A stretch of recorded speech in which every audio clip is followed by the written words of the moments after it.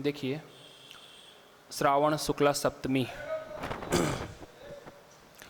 आज के दिन भगवान पार्श्वनाथ को स्वर्णभद्रकूट से मोक्ष प्राप्त हुआ था। थोड़ी सी एक छोटे से कहानक के माध्यम से अपनी बात को आपके सामने रखने का प्रयास करता हूँ। एक बार एक घर के अंदर 3 लोग रहते थे, पति पत्नी और उनका छोटा बालक। अब जो बालक था वो महा उद्यमी था, खूब उद्यम करता था, उत्पात मचा था घर के अंदर। तो खूब प्रयास करते हैं कैसे ये बच्चा ठीक से बैठ जाए, आराम से बैठ जाए, उत्पात ना करे, उद्यम ना मचाए। पर चंचल प्रवृत्ति का बालक है, समझाना इतना आसान नहीं होता। माँ बाप क्या कोई नहीं समझा सकता। तो बहुत प्रयास करते हैं, प्रेम से समझाते हैं, मार के समझाते हैं, डांट के समझाते हैं, यानी कि साम दाम दंड भेद सब अपनाते हैं, लेकिन वो बात समझता नहीं, उद्यम करना कम नहीं करता। एक दिन होता ये है कि जो माँ है वो थोड़ा सा नाराज़ हो जाती है, अपने आप को थोड़ा सा विवश सा महसूस करती है कि बोले मैं इस बालक को कंट्रोल में नहीं कर पा रही। तो वो एक स्थान पर शांति से जाकर बैठ जाती है कि बोले बालक मेरा, मैं माँ और इसको कंट्रोल नहीं कर पा रही। तो वो एक स्थान पर जाकर शांति से बैठ जाती है और पिता देखते हैं कि जो माँ है, बच्चे की माँ है, वो शांति से बैठी। तो उससे पूछते हैं कि बोले तू शांति से क्यों बैठ गई? बोले वो इतना उद्यम कर रहा है, तू शांति से क्यों बैठ गई? बोले मैं माँ हूँ, कितना ही प्रयास कर लिया पर ये समझता ही नहीं, शांति से बैठने को तैयार होता ही नहीं। मार भी लिया, पीट भी लिया, प्रेम से भी समझा लिया, डांट भी लिया, लेकिन इस पर कोई असर नहीं होता। तो मैं तो कहूँगी कि आप भी कुछ ना कहे और शांति से बैठ जाए। तो पिता कहते ठीक है, बैठ जाते हैं। दोनों विवश महसूस करते हैं। इतनी देर में बालक उद्यम करते करते वहाँ आता है, देखता है माता पिता तो शांति से बैठे हैं, कुछ और उद्यम करता है। फिर देखता है आज उद्यम करने के बाद मुझे मार नहीं पड़ी, डांट नहीं पड़ी, क्या बात है, अचानक से परिवर्तन कैसे आ गया? थोड़ा सा और उद्यम करता है। अब सोचता है कि अब ज़्यादा उद्यम किया तो पता चला ब्लास्ट हो जाए। तो बोले मैं भी शांति से बैठ जाता हूँ। तो आप लगाने का प्रयास कीजिए कि वो बालक कौन है। बालक आपका मन है, माता जो है वो आपकी काया है और पिता जो है वो आपके वचन है। माता को काया क्यों कहा? क्योंकि माँ मार भी लेती है, डांट भी लेती है, प्रेम भी कर लेती है, और अमूमन पिता हाथ नहीं उठाते, बहुत कम, रेयर केस में।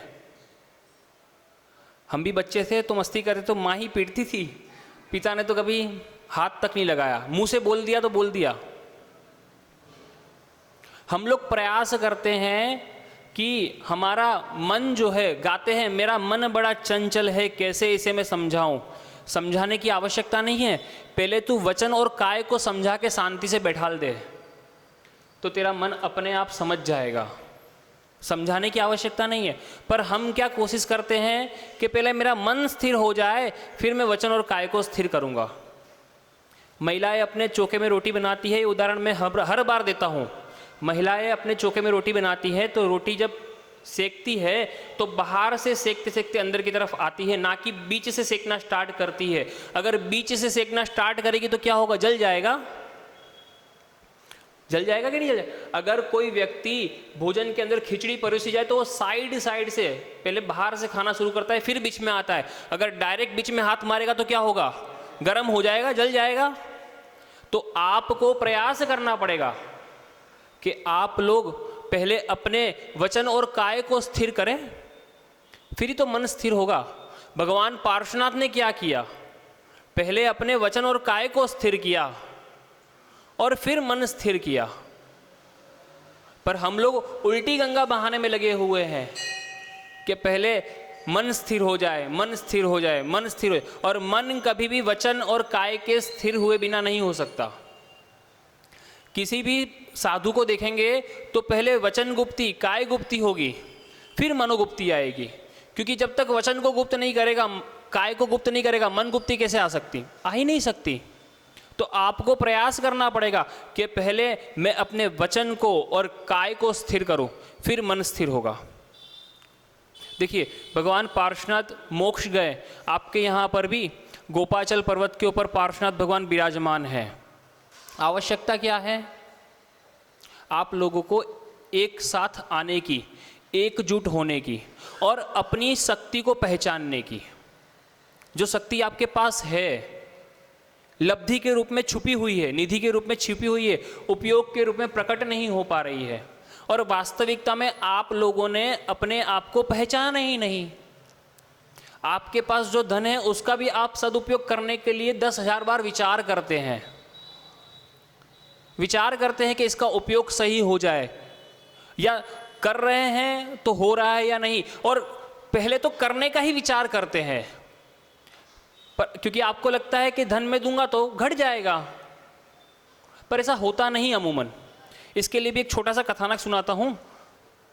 एक बार की घटना, एक नगर में एक साधु महाराज आए, और साधु महाराज नगर में कुछ समय के लिए स्थित रहे। तो वहाँ पर एक सेठ था, वो रोज सेठ मंदिर के बाहर आए और भगवान के दर्शन कर कर बाहर से ही वापस चला जाए, मंदिर के अंदर ना आए, और साधु महाराज के दर्शन भी बाहर से ही कर कर चला जाए, उनके पास दर्शन करने ना जाए।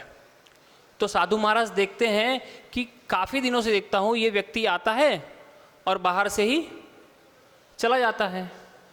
बोले ऐसा क्यों है, पता लगाना पड़ेगा। तो भक्त लोग आते हैं दूसरे, तो वो उनसे पूछते हैं कि बोले वो से व्यक्ति रोज आता है और बाहर से ही दर्शन करके लाता है, मंदिर में भी अंदर नहीं जाता, हमारे पास भी बाहर से ही दर्शन करके लाता है, बात क्या है? बोले वो व्यक्ति बहुत बड़ा सेठ है, पर वो बोले 1 नंबर का चिंगूस आदमी है, उसको अपने धन का पता नहीं क्या है, वो खर्च करता ही नहीं। बोले मंदिर में जाएगा तो घर से सामग्री लेके जानी पड़ेगी, चावल चढ़ाने पड़ेंगे, आपके पास आएगा तो कहीं आप दान के लिए ना कह दे, इसलिए बोले आता ही नहीं। तो साधु महाराज कहते हैं काम करना, उससे कहना कि बोले महाराज ने आपको बुलाया है, उनको कुछ चर्चा करनी है। और वो पूछे किस बारे में? तो बोले हमें पता नहीं, पर दान के बारे में चर्चा नहीं है। दान के बारे में चर्चा नहीं, क्योंकि दान की चर्चा कही तो क्या करेगा, आएगा ही नहीं।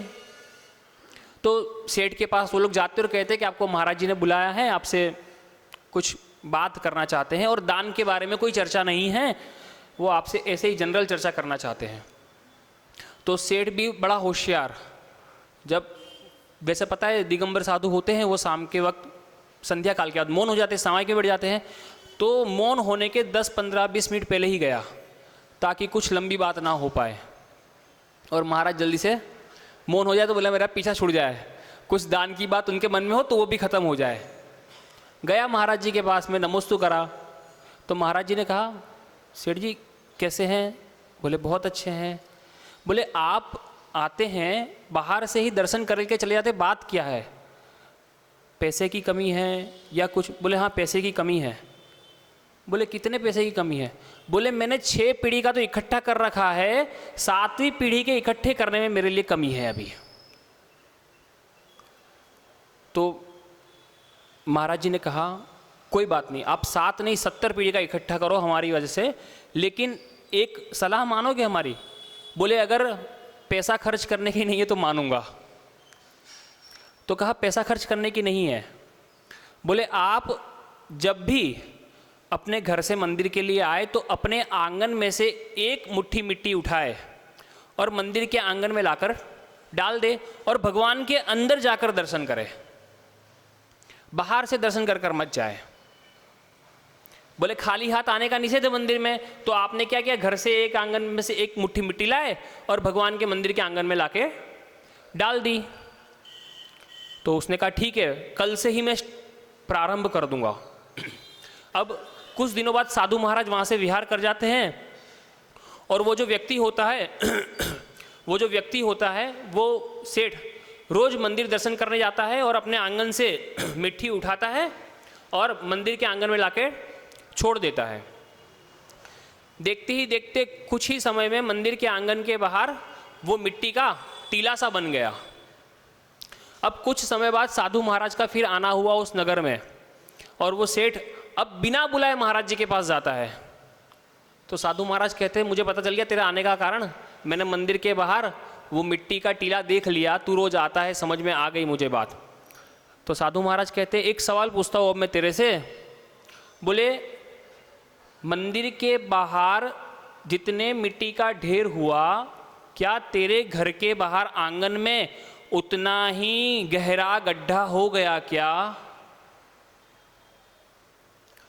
मंदिर के, फिर से दोहराता हूं, मंदिर के बाहर आंगन में जितना मिट्टी का टीला हुआ, क्या तेरे घर के बाहर उतना ही गहरा गड्ढा हो गया क्या? वो विचार करता है और कहता है, नहीं, ऐसा तो कुछ नहीं हुआ। मेरे घर के बाहर तो जमीन बिल्कुल समतल है, बल्कि कुछ ऊपर की तरफ ही है। मैं रोज लाता हूँ, मैंने चीटिंग नहीं, मुझे पता है तूने चीटिंग नहीं की, तू रोज मिट्टी ला रहा है, लेकिन मैं सवाल पूछ रहा हूँ, उसका जवाब दे।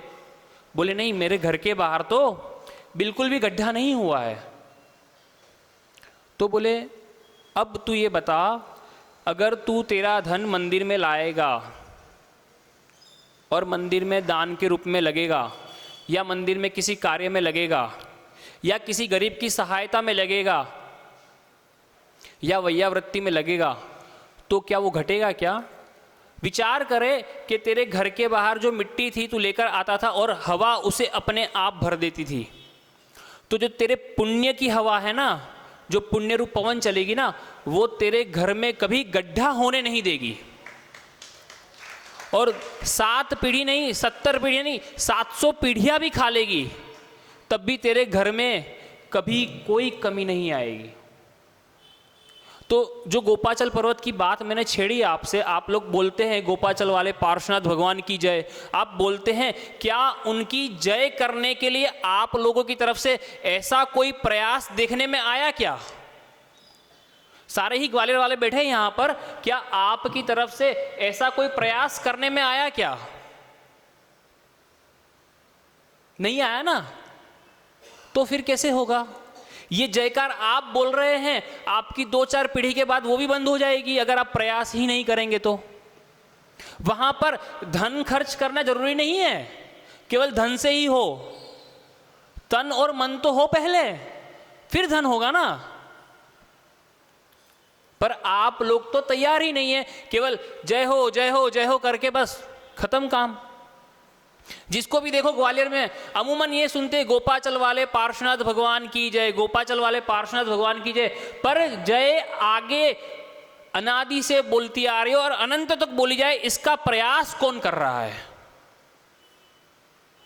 इसका कोई प्रयास कर रहा है क्या यहां पे?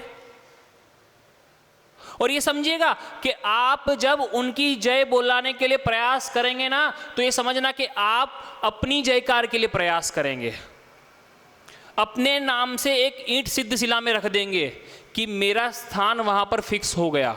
जैसे पार्श्वनाथ भगवान सिद्ध शिला में विराजमान है ना, 9 हाथ की अवगाहना के साथ में, वैसे आप लोग भी अपने लिए वहां पर स्थान सुनिश्चित कर लेंगे जब आप वास्तविकता में उनकी जय बोलने का प्रयास करेंगे। तो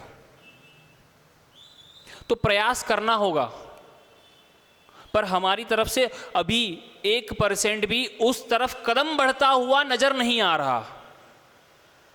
जय तो बोल देते हैं, पर कदम नहीं बढ़ रहा उस तरफ।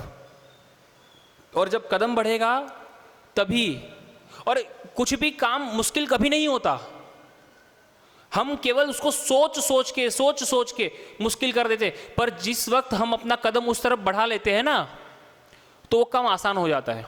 जब हम मुनि बने उससे पहले लोग हमसे कहते थे, सोच लो सोच लो सोच लो सोच लो, विचार कर लो। अरे मैंने कहा, सोच के तो आप काम को और उलझा देंगे। एक बार सोच लिया बहुत है, 10 बार सोच लिया बहुत है, 100 बार सोच लिया बहुत है, पर जब कदम बढ़ाया तब सब कुछ सरलता से हो रहा है। हमारी चर्या भी अच्छे से पल रही है। तो जब आप लोग उस तरफ सोचना बंद कर कर कदम बढ़ाएंगे ना, तब सब अपने आप जुड़ेंगे। और शुरुआत हमेशा एक ही व्यक्ति करता है, काफले उसके पीछे पीछे अपने आप जुड़ते हैं। तो आप लोगों को निश्चित करना पड़ेगा कि वास्तविकता में जय बोलनी है, केवल ऊपर ऊपर से ही जय बोलते रहना है। और आपकी जय बोलने से समाज में समर्पण दिखता है, लेकिन आपके अंदर कितना है वो आप खुद जानते हैं कि आप कितना प्रयास कर रहे हैं। ठीक है ना? तो आज मोक्ष कल्याणक के दिन, पार्श्वनाथ भगवान के मोक्ष कल्याण के दिन, सब लोग संकल्पित हो कि हम वास्तविकता में गोपाचल वाले भगवान के लिए कुछ करें। भगवान के लिए करेंगे तो भगवान के लिए कुछ होना हो, पर स्वयं के लिए तो हो जाएगा, ये निश्चित है। ठीक है ना? क्योंकि आप लोग कहते हैं ना, दूसरों की जय से पहले खुद की जय करे, तो उनकी जय होना हो, उनसे पहले आपकी जय जरूर हो जाएगी। ठीक है ना? तो इन्हीं विचारों के साथ में अपनी वाणी को विराम देता हूँ। पूज्य गुरुवर से निवेदन करेंगे कि वे भी अपनी अमृतमय वाणी से हम सबका मोक्ष मार्ग प्रशस्त करें। बोले देवादिदेव श्री पार्श्वनाथ भगवान की